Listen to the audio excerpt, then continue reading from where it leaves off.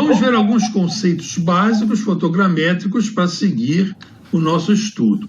Colocamos aqui um esquemazinho para vocês entenderem a questão da escala da foto, que nós temos aqui dois triângulos semelhantes, opostos pelo vértice, em que nesse triângulo menor aqui representa-se como se fosse o lado do negativo, aqui seria uma lente que pegaria as imagens lá do terreno. Esse negativo tem um lado que é projetado lá no terreno, o lado da foto, projetado no terreno, e quando se faz a revelação dessa imagem aqui no negativo por contato, obtém-se um diafilme ou uma fotografia em que ela tem a mesma escala do negativo, é chamada fotografia por contato.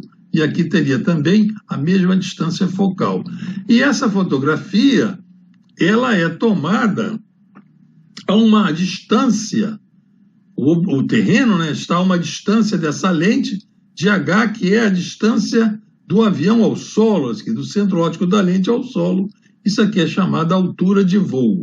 E aqui a distância focal, a fotografia se dá no plano focal, porque há uma desproporção muito grande entre essa distância focal e a altura de voo, de modo que, no caso aqui, é como se a lente, a objetiva, estivesse focada para o infinito e a imagem fotográfica, o plano focal, coincidisse com o plano imagem.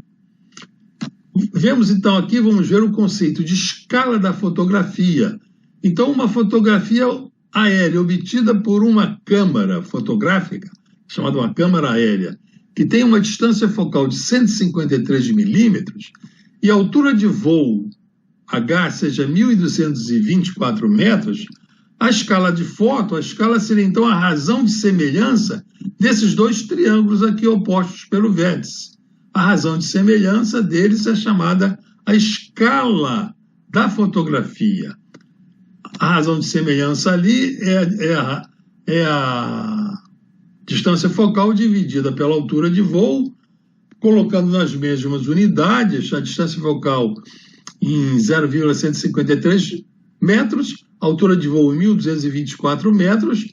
Temos aqui uma escala na forma decimal, e aqui colocando na escala mais comumente usada, na escala fracionária, com 1 para numerador, o denominador da escala, então, é 8.000. Essa escala da foto, então, tomada dessa maneira, com o avião a uma distância aqui do plano médio do terreno, terá, então, uma escala média, de 1 para 8.000. É lógico que a escala, como nós vemos aqui, ela é diferente em cada ponto do terreno, porque a distância de cada ponto do terreno até a lente é diferente. Então, uma fotografia aérea, ela tem uma infinidade de escalas. Essa é uma das suas diferenças com um mapa ou uma planta. A planta tem apenas uma escala, mas a fotografia aérea, ela tem uma infinidade de escalas, dependendo da distância dos respectivos pontos do terreno até a lente. Mas toma-se, então, em relação à altitude média de voo, então essa é uma escala média, 1 para 8.000. Aqui L, sendo a largura, né, o lado da foto projetado no terreno, esse lado da foto, multiplicado pela escala, né, vai dar esse valor projetado no terreno. Normalmente, o lado dessas fotos tem 9 polegadas, que dá 23 centímetros. Multiplicado por 8.000 dá 1.840 metros, é quanto vale o lado da foto projetada no terreno. Isso, então, é um conceito básico de escala da foto muito usado. A superposição entre as fotografias aéreas. Quando se tomam fotografias aéreas num voo, há uma superposição chamada longitudinal, em que o avião, sobrevoando o terreno naquela altitude H, altitude média, ele tem uma exposição aqui num determinado instante e, depois de uma distância chamada aqui B, um espaçamento B, uma outra exposição é tomada de tal maneira que haja uma área comum coberta por essas duas fotos. Essa área comum tem aqui uma distância que eu coloquei aqui da parte de superposição, chamada superposição longitudinal. Então, ao longo da faixa de voo, há uma superposição entre as fotos sucessivamente tomadas pelo avião. E há também uma superposição lateral. Então, o avião, ao completar uma faixa de voo, sendo uma área assim muito larga, que apenas uma faixa de voo não seja suficiente para abranger toda a faixa de terreno de interesse, o avião faz a volta e depois de tomar uma faixa de voo, aquela faixa em que o lado da fotografia projetada no terreno, aqui colocado, aqui seria, aqui essa distância D, esse D aqui seria o tamanho do lado aqui no terreno, essa imagem aqui. E esse L aqui, então, seria a distância entre duas faixas adjacentes. Essa distância entre duas faixas adjacentes é projetada de tal maneira que haja uma faixa de terreno comum entre as duas faixas, uma superposição lateral, que aqui está representada pela letra X. Então, isso daqui é o que se faz para se garantir a estereoscopia entre toda a área coberta, assim como essa superposição longitudinal garante a visão estereoscópica de todo esse terreno comum, que está fotografado comum. Depois nós vamos estudar melhor esse fenômeno da estereoscopia. Então, L é a distância entre as faixas de voo, esse D aqui, no caso, é o lado da foto projetada no terreno. Aqui, então, está uma outra visão da cobertura aerofotogramétrica, em que nós temos duas faixas de voo aqui. Está aqui em inglês a primeira faixa, o avião vai tomando a primeira faixa, tomando consecutivamente as fotografias com superposição longitudinal, para garantir a superposição e a estereoscopia. Terminada aquela faixa, a direção do voo muda, ele faz a volta e começa a tomar as fotografias aéreas da faixa 2, de tal maneira que haja essa superposição entre as fotos da faixa 1. A superposição longitudinal, normalmente, é de 60%, e a superposição lateral de 20% a 30%. Isso pode variar de acordo com a movimentação do relevo e com a finalidade da foto. Para ortofotografias, a superposição longitudinal pode chegar aí a 80%, quando vai se produzir um produto chamado ortofotomapa, que nós vamos ver esse conceito em outras aulas. Então, aqui temos uma visão perspectiva, como já vimos, do avião tomando as fotos numa faixa de voo. E aqui o diagrama do projeto de voo, em bloco. De um bloco de duas faixas. Os maiores problemas da aerofotogrametria, que nós podemos elencar aqui, seria: o primeiro seriam as datas diferentes entre a tomada das fotos, ou no caso de imagens digitais, se for o caso, ou da medição que se esteja fazendo nessas fotos e dessas imagens, e da restituição das fotos e imagens lá do terreno. Porque às vezes as fotos são antigas e as imagens, e pelo propósito da fotogrametria, né, que é produzir, obter medidas confiáveis nas imagens e nas fotografias, então essa confiabilidade fica sendo prejudicada se as datas forem muito diferentes e as fotos e imagens estiverem desatualizadas. Isso é um problema da aerofotogrametria. O segundo é a cobertura vegetal do solo. Em países tropicais, assim como o Brasil, o mapeamento do solo fica prejudicado pela cobertura vegetal. Então fica difícil de se capturar a imagem do solo natural quando há uma cobertura vegetal, porque nas fotografias aéreas ou nas imagens digitais, o que ficará registrado são as copas das árvores, e não o solo natural.